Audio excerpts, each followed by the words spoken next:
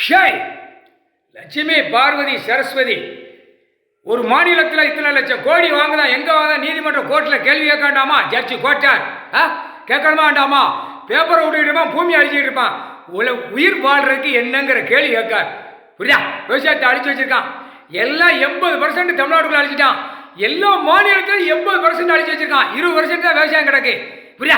அதை வச்சு தின்னுக்கிட்டு 2ஆம் நம்பரை ஓட்டி ஆட்டி பாடிக்கிட்டு இருக்கான். பார்க்கலையாமா கோர்ட்டில்? அதே எலுமிச்சம்பழம் கனி கோர்ட்டில் வீசி எறிதோம், எரிஞ்சாச்சு.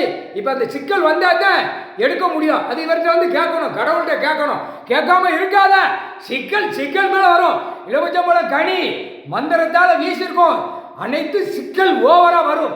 முக்கால் சத்தியம் தமிழ்நாடு தான் ஓவராக வரும். அடுத்தாப்புல டெல்லி வரும், ஊடாளப்பட்ட மாநிலத்தில் எல்லா நீதிமன்றத்திலே வரும் சிக்கல். முக்கால் சத்தியம் புரிஞ்சிக்கோ.